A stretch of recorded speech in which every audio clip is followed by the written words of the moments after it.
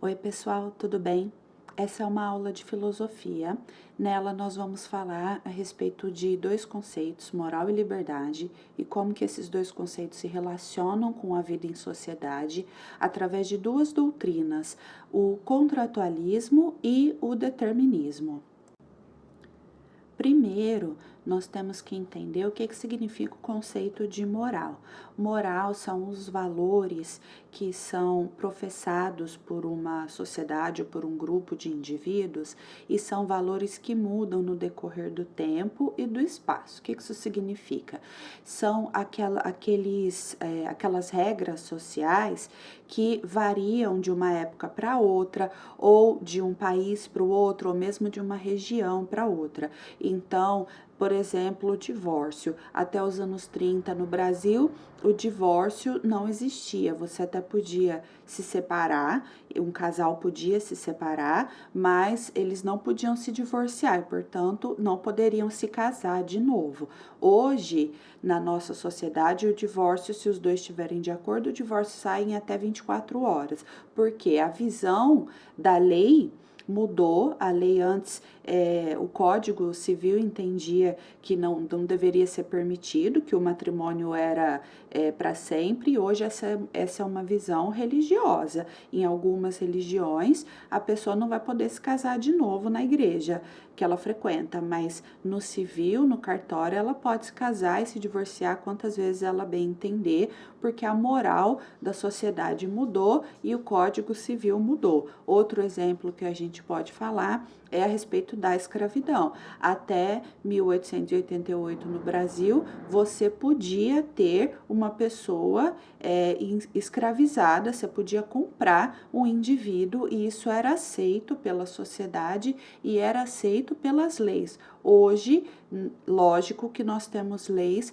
que não só a escravidão é proibida, mas como situações análogas, situações de trabalho que são parecidas com escravidão, também são proibidas pelo Código de Leis e pela sociedade. A sociedade em si vê a escravidão como algo ruim. Outro exemplo de moral que muda é o casamento homossexual. Até pouco tempo atrás não era permitido porque por uma visão moral de que o casamento, que é um contrato civil, casamento civil, eu estou falando aqui não de casamento religioso, cada religião vai estabelecer a sua doutrina como bem entender, mas o casamento civil, ele é um contrato, e até então pessoas em relações homoafetivas não poderiam fazer esse contrato civil e agora elas podem, porque tem havido uma mudança na moral da sociedade, na visão da sociedade a respeito das relações homoafetivas,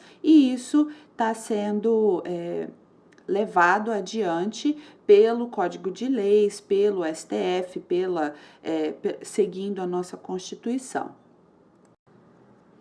E o conceito de liberdade, quando se vive em sociedade, ele não pode significar libertinagem, no sentido de que eu faço o que eu bem entender e dane-se o que isso vai causar para as outras pessoas. Quando a gente vive em liberdade, a minha liberdade ela termina onde começa a liberdade do outro. Então, também são estabelecidas regras, assim como as regras morais, são estabelecidas regras, limites, até onde que a minha liberdade me permite ir, que não vai ferir outra pessoa.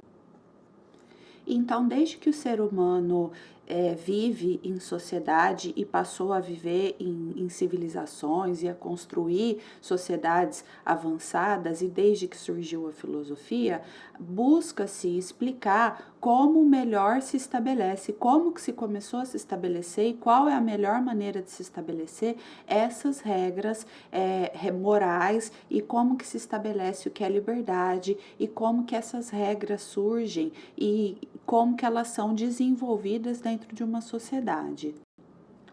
Uma dessas visões é a visão do contrato social ou pacto social, que é o contratualismo, que é uma visão que diz que a partir do momento em que nós começamos a viver em sociedades, nós precisamos estabelecer regras de convívio para que toda essa sociedade consiga conviver de maneira que um não interfira, não atrapalhe o outro. Como que se faz isso para os contratualistas? Eles vão dizer que a sociedade, estabeleceu um conjunto de regras, cada um abriu mão de uma parte da sua liberdade, no sentido de fazer o que bem entende e dessa possibilidade de fazer as coisas sem depois ligar para as consequências que isso teria. Então, nós abrimos mão, cada um de nós, indivíduos, abre mão de um pouco da nossa liberdade e nós damos essa liberdade para aí nesse ponto os filósofos contratualistas vão divergir. Eu vou falar um pouquinho sobre as ideias principais de cada um, mas eles vão divergir para quem que essa liberdade deve ir. Se é para um rei, se é para uma assembleia, para quem que essa liberdade vai, se é para a Constituição, mas de alguma forma todos os indivíduos vão abrir mão de um pouco da sua liberdade para alguém, um órgão ou um indivíduo que vai criar regras de convívio, que vai estabelecer regras de convívio e nós vamos fazer um contrato, assinar um contrato de que nós vamos cumprir essas regras. Enquanto sociedade, todos nós vamos cumprir essas regras que foram estabelecidas. E essas regras, elas vão ser refletidas no código de leis que essa sociedade tem, mas não necessariamente, porque muitas regras morais às vezes não estão estabelecidas dentro da lei, mas elas são ensinadas pelas nossas famílias, nos círculos, na escola, nos círculos de amigos, nos lugares em que a gente frequenta. Certas regras são reforçadas, ainda que a gente não, que essa regra não seja uma lei que determine, que proíba que eu tenha que fazer algo, que me obrigue a fazer algo. O Hugo Grotius, que é um filósofo, um pensador holandês, foi um dos primeiros a associar essa ideia da soberania do Estado aos indivíduos, à força dos indivíduos.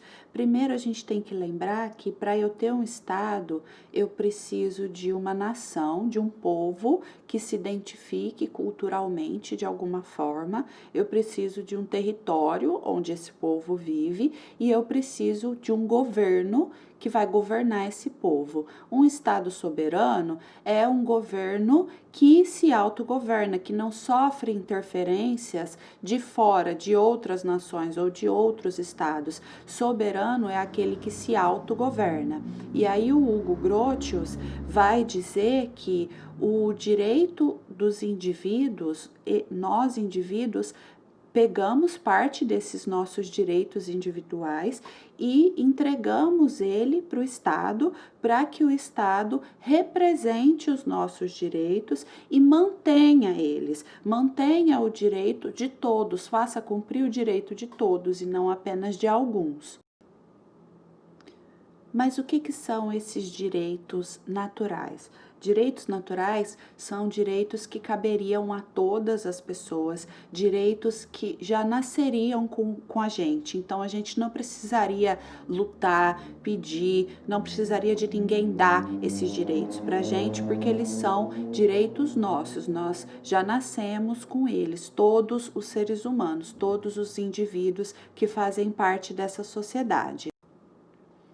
E é dessa ideia do direito natural que surge o justnaturalismo. O justnaturalismo, ele vai dizer que esse direito ao bem-estar, à vida, à liberdade e à propriedade, ele é um direito natural, porque na natureza esses direitos estão presentes, são direitos inerentes ao homem, direitos que nascem com a gente, inerentes aos seres humanos, então são inalienáveis, ninguém pode tirar, e são inegáveis, ninguém pode negar. E nós criamos então esse pacto, esse contrato social para garantir que esses direitos naturais sejam cumpridos. Isso é o justnaturalismo, os direitos naturais inalienáveis a todas as pessoas. Entre os principais filósofos contratualistas, nós temos o Thomas Hobbes, o John Locke e o Rousseau, Jean-Jacques Rousseau. O Thomas Hobbes era inglês e ele nasceu em 1588 e morreu em 1679. Então, ele pegou bem o período em que a Inglaterra passou por uma revolução em que foi tirada a monarquia e foi colocado um novo governo, o Commonwealth, que era para ser um governo popular, um governo mais republicano, mas que acabou sendo o Oliver Cromwell, que foi o cara que liderou esse golpe e tomou era o líder do movimento. Teve uma guerra, enfim, entre os monarquistas e os que defendiam o rei e a monarquia e os defensores do parlamentarismo e defensores do parlamento e da burguesia também. E o Oliver Cromwell, que foi o líder dessa movimentação, ele tomou o poder em 1649, se eu não me engano, e a esperança era de que fosse ser um governo mais popular, mas na prática virou uma ditadura que, como diz a expressão, o remédio foi mais amargo, não é assim a expressão, mas enfim, não lembro a expressão agora, desculpa, mas foi horrível no sentido de que foi pior do que a encomenda. O governo do Cromwell não resolveu o que ele se propôs a resolver, até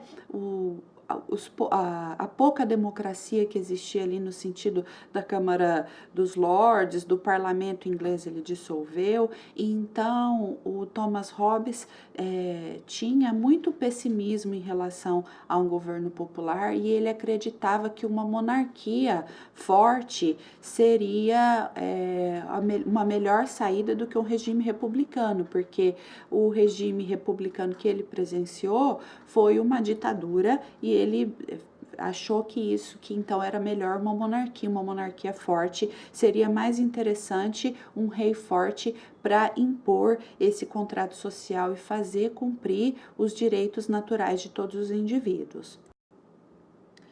O Thomas Hobbes também é bastante pessimista em relação ao ser humano em geral.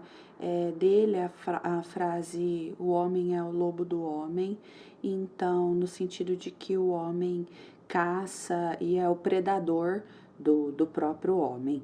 Então, ele acredita que sempre que tiver gente envolvida, vai ter problema, vai ter coisa ruim, vai ter exagero, vai ter violência, vai ter roubo, vai ter assassinato. Então, a forma de se resolver essa natureza ruim do ser humano é você estabelecer um governante, um monarca forte que vai impor através da força mesmo e punir muito severamente, impor essas regras e punir severamente quem descumprir elas. Só que esse monarca do Hobbes, ele não é um monarca absolutista, tá? Ele não justifica o seu governo pelo direito divino. Ele, ao contrário, ele é um monarca eleito pela população que deixa de decidir sobre si mesma e passa esse direito de decisão para esse rei escolher o que vai ser melhor para todos.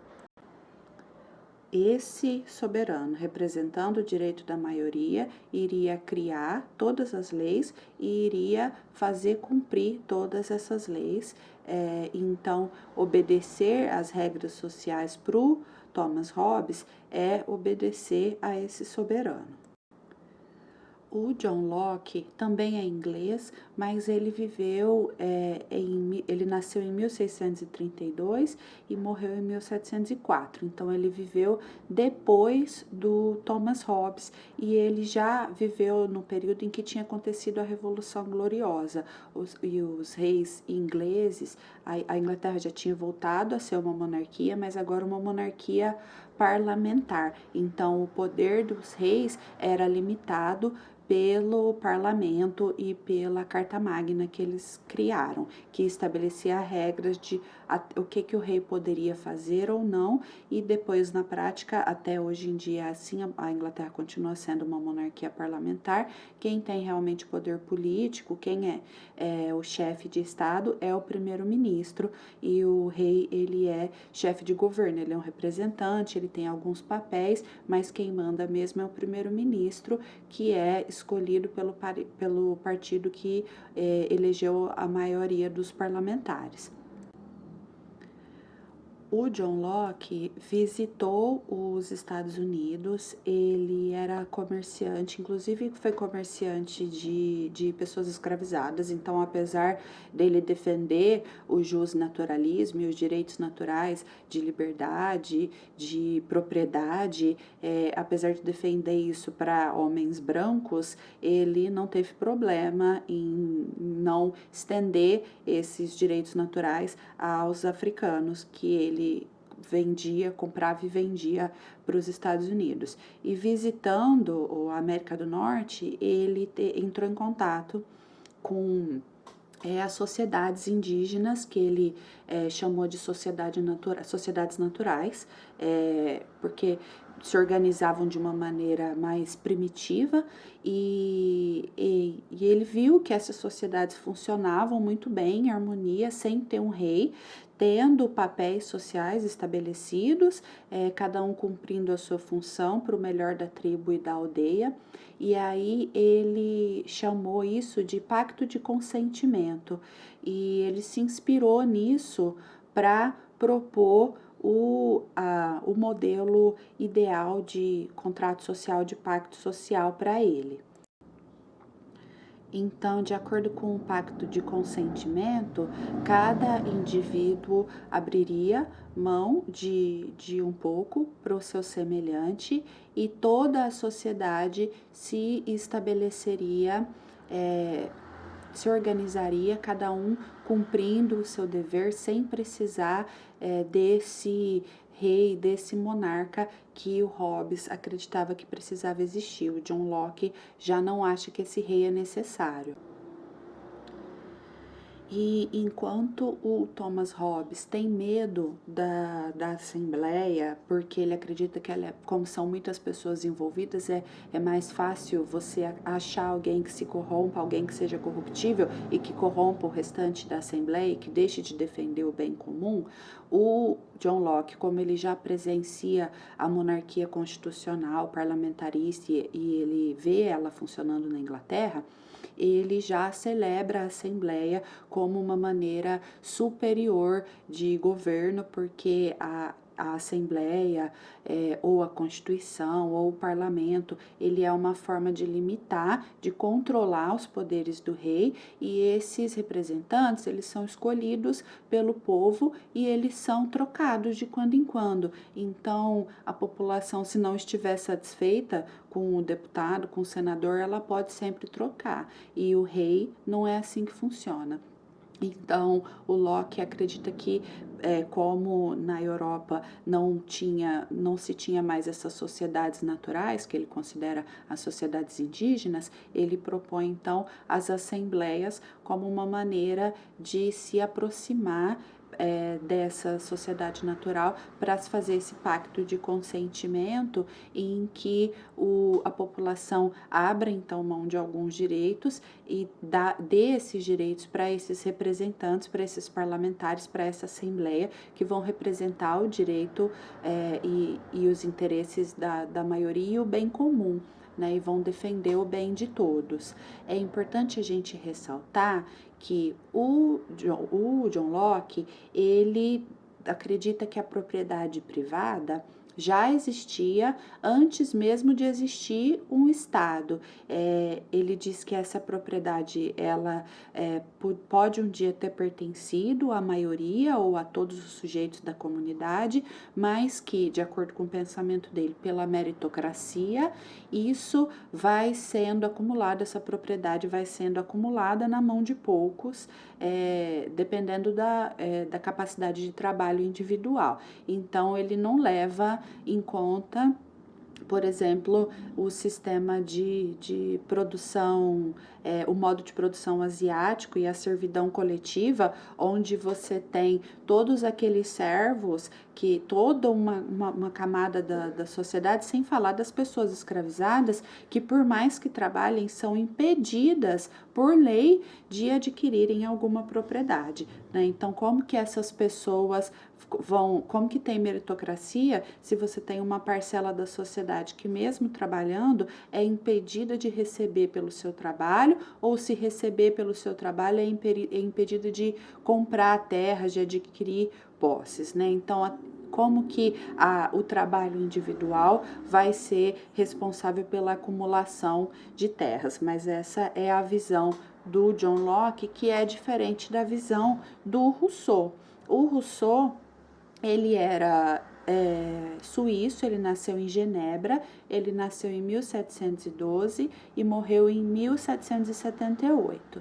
E ele já acreditava que, ao contrário do Thomas Hobbes e do John Locke, o Thomas Hobbes, que pensa que o homem é essencialmente ruim, o Rousseau pensa que o homem é essencialmente bom. Ele adota a teoria do bom selvagem, que diz que o ser humano, no seu habitat natural, na comunidade, na tribo, ele não tem guerra, não tem maldade, ele é um homem bom. Os problemas surgem a partir do momento em que se estabelece a propriedade privada, igual na atividade que eu passei para vocês, o textinho dele, quando o Rousseau fala que a sociedade civil começa quando o primeiro indivíduo vai lá, cerca um terreno, fala: isso é meu, ninguém pode entrar, ninguém pode pegar, e as outras pessoas são inocentes o suficiente para concordar, para falar: tá bom. E aí então que começa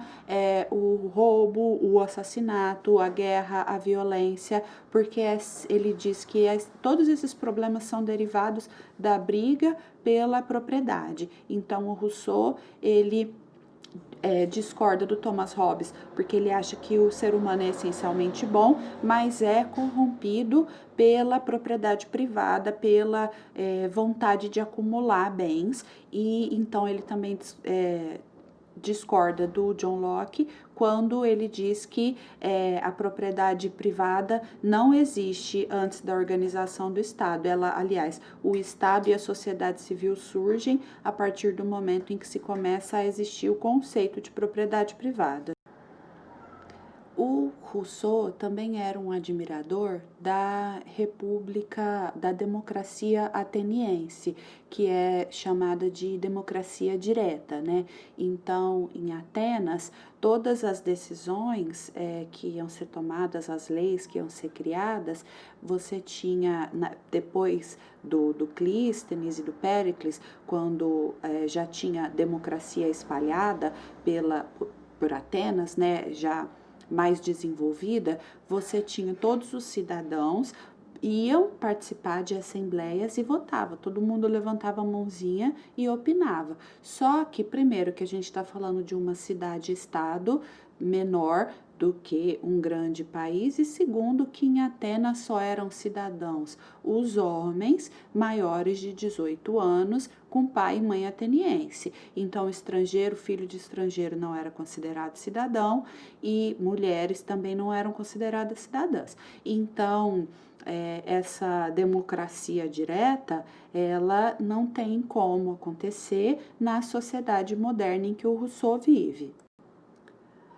Mas o modelo representativo, que é adotado geralmente, que é a gente vota, a gente escolhe um representante, um deputado, um senador, e ele deve atuar em defesa dos nossos interesses, como representante dos nossos interesses, o Rousseau criticava esse modelo, também achava que era muito facilmente corruptível, assim como Hobbes, nesse sentido ele concordava.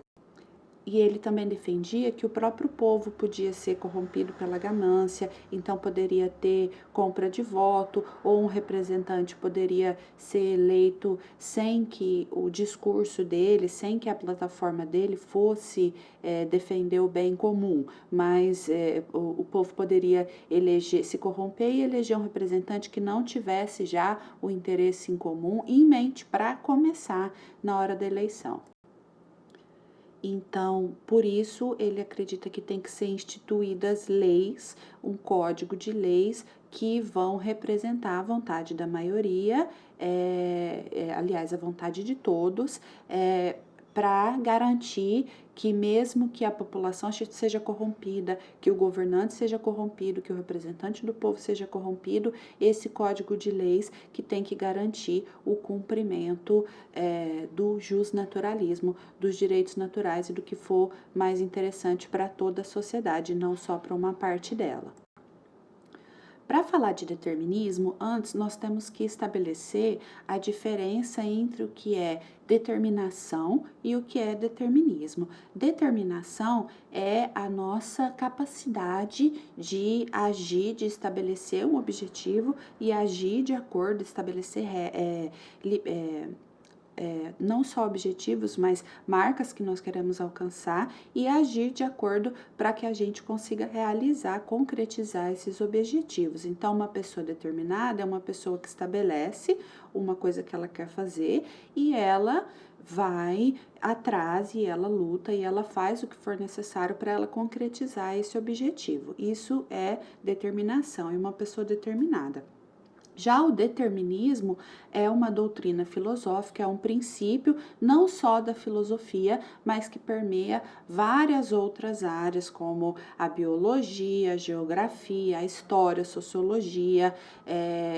Esse princípio determinista, ele parte das regras da natureza, das regras do universo. Então, a ideia é que se as leis da natureza, elas são determinantes, nós estamos condicionados a elas, nós não podemos escapar delas, então eu não posso respirar embaixo d'água, eu não posso voar, eu posso construir um instrumento que voa, mas eu, indivíduo, não posso voar, eu não posso, porque a lei da gravidade me mantém no chão, se eu não consigo fazer parar de chover, essas regras da natureza, elas são determinantes, nós somos condicionados por ela, nós não conseguimos alterá-las. Então, assim como essas regras da natureza, os filósofos deterministas vão acreditar que certas características, como o meio em que a gente vive, a época em que a gente viveu, alguma coisa desse tipo, vai determinar que tipo de pessoa eu sou, o que eu penso, o que eu faço, como que eu me comporto. Dentro dos filósofos deterministas, nós podemos falar então do Hippolyte Taine, que é um filósofo francês que nasceu em 1828 e morreu em 1893, que é um filósofo adepto do determinismo. O Hippolyte, ele vai dizer que nós somos determinados, nós somos herdeiros ou de uma raça, ou de um meio físico e cultural, ou de um tempo histórico, e que esses elementos vão determinar o nosso modo de agir, o nosso modo de pensar, a nossa moral, o que a gente entende como liberdade, tudo isso vai ser determinado pelo meio em que a gente vive, pela nossa raça e pelo tempo histórico em que nós vivemos. O Aloysio de Azevedo, por exemplo, que é o autor do Cortiço, ele segue a escola realista e ele coloca muito do determinismo nas obras dele. Então, enquanto ele segue essa linha realista e ele procura mostrar, denunciar a realidade, a vida como ela é, então a pobreza, as relações de interesse, a exploração das camadas mais baixas, das pessoas mais pobres, ao mesmo tempo em que ele tenta denunciar isso, por exemplo, no Cortiço, os personagens criados por ele são determinados. Então, a Pombinha, por exemplo, do Cortiço, ela no começo ela é uma mocinha recatada, bela, recatada e do lar, e à medida em que ela vai convivendo com aquelas mulheres promíscuas, que ela convive com prostitutas, ela tá nesse meio físico e cultural do cortiço onde ela está vivendo, ela é determinada, ela é influenciada por esse meio e ela deixa de ser uma moça tímida, conservadorinha, tal, e ela se torna uma mulher promíscua, uma prostituta. Então, ela é determinada por esse meio. E assim como o meio, a raça e o tempo histórico também são colocados como determinantes pelo Hippolyte Taine. Já o filósofo alemão Karl Jaspers, que nasceu em 1883 e morreu em 1969, acredita que nós somos determinados e livres ao mesmo tempo. Então, ele vai dizer que só nos momentos em que exerço minha liberdade é que sou plenamente eu mesmo. Ser livre significa ser eu mesmo, mas ao mesmo tempo ele vai dizer que para que eu possa ser eu mesma, eu preciso viver em sociedade, e essa sociedade vai me limitar em algum sentido e vai determinar, porque para viver em sociedade eu vou estar imbuída de valores morais e de uma cultura que vai, em algum sentido, cercear, limitar a minha liberdade, o que eu posso fazer, o que eu posso pensar, o que eu posso acreditar. Porém, eu só posso ser livre vivendo dentro dessa sociedade. Só a sociedade tem instrumentos para me permitir ser livre, porque se eu for viver sozinha, se eu não viver em um grupo social, se eu for viver sozinha, eu vou passar minha existência preocupada em me proteger, em me abrigar do frio, da chuva, do sol, de predadores, tal. Eu vou ter que me preocupar com o que eu vou comer, a minha existência vai ser toda em torno da minha sobrevivência. Que liberdade que eu tenho se eu passo uma existência toda preocupada com a minha sobrevivência? Em que hora que eu vou poder parar para pensar e refletir? Então, a sociedade, não só ela me dá os instrumentos físicos, as condições para que eu possa estudar, para que eu possa refletir, para que eu possa fazer arte e para que eu possa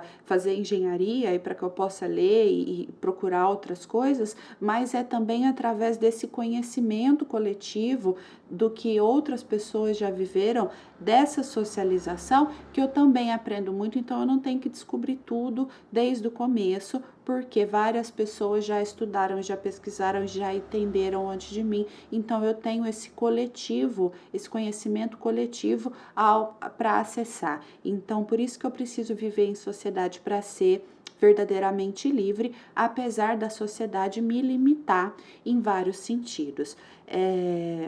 Esse conceito de liberdade do Jaspers, meu gato, ele tem três principais aspectos.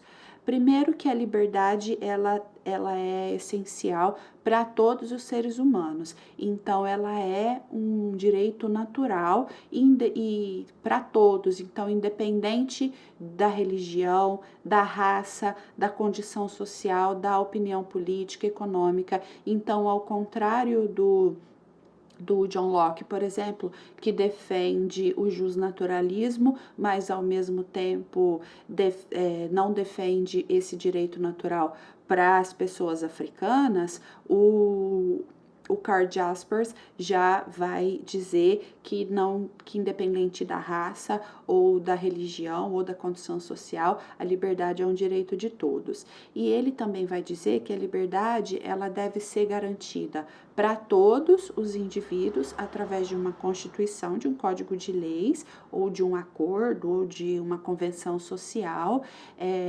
todos têm o direito de ser livre e todos devem respeitar a liberdade dos seus pares. Então, para que exista a liberdade, precisa que todos sejam livres e que todos respeitem a liberdade do outro. E ele também diz que a liberdade é um valor inalienável, ninguém pode me tirar, é um valor inalienável de todos os seres humanos. Então, a escravidão é considerada antiética e imoral. Se a liberdade é um valor para todos, ninguém pode perder a sua liberdade, ninguém pode ser transformado em propriedade. Então, de novo, aqui ele discorda do John Locke, por exemplo, nessa questão da escravidão. Bom, por essa aula é isso. Qualquer dúvida, vocês me procurem, me mandem mensagem no Google Classroom, tá bom? Tô por aqui. Até mais. Tchau, tchau.